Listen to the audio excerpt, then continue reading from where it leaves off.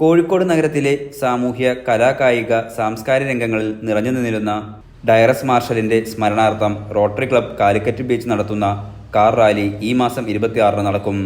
രാവിലെ 8 മണിക്ക് കോഴിക്കോട് ബീച്ച് റോഡിലെ കോസ്മോപൊളിറ്റൻ ക്ലബ്ബ് പരിസരത്ത് വച്ച് റാലി ആരംഭിക്കും. രജിസ്ട്രേഷൻ നടപടികൾ രാവിലെ 7 മണി മുതൽ തുടങ്ങും. മറ്റു സഹായങ്ങളില്ലാതെ സേവന രംഗത്ത് സജീവ സാന്നിധ്യം അറിയിച്ച ഒരാൾക്ക് മാർഷൽ എൻഡോവ്മെന്റ് 1 ലക്ഷം രൂപ പുരസ്കാരമായി നൽകും. അവാർഡ് ദാനത്തിനായി പൊതുജനങ്ങളിൽ നിന്നും ലഭിച്ച നിർദ്ദേശങ്ങളിൽ നിന്നും സ്ക്രീനിംഗ് കമ്മിറ്റി തിരഞ്ഞെടുത്ത 3 പേരിൽ നിന്നും ഒരാൾക്കാണ് 1 ലക്ഷം രൂപയുടെ അവാർഡ് നൽകുക. പ്രതിഫലേച്ഛയില്ലാതെ നിസ്വാർത്ഥ സേവനം നടത്തുന്ന വ്യക്തിക്കാണ് അവാർഡ് നൽകുന്നത്. സോഷ്യൽ മീഡിയ വോട്ടിംഗിലൂടെയാണ് അവസാന വിജയിയെ തീരുമാനിക്കുന്നത്.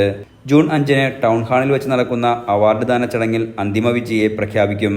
സമൂഹത്തിൽ നന്മ ചെയ്യുന്ന താഴെ തട്ടിലുള്ള ആൾക്കാർ, നമ്മളിപ്പോ റോട്ടറി എന്നുള്ള നിലയ്ക്ക് ഞങ്ങൾ ചെയ്യുന്ന പ്രവർത്തനം പോലെ തന്നെ സംഘടനകളിലൊന്നും ഇല്ലാതെ അവരുടെ സ്വന്തം ഒരു ദിവസം കിട്ടുന്ന ഏണിങ്സ് കൊണ്ടോ അല്ലെങ്കിൽ ശമ്പളം കൊണ്ടോ അവരെയും കാട്ടി താഴ്ന്ന നിലയിലുള്ള ആൾക്കാരെ സഹായിക്കാൻ വേണ്ടിയിട്ട് നന്മ ചെയ്യുന്ന ഒരുപാട് പേര് നമ്മുടെ സമൂഹത്തിലുണ്ട്.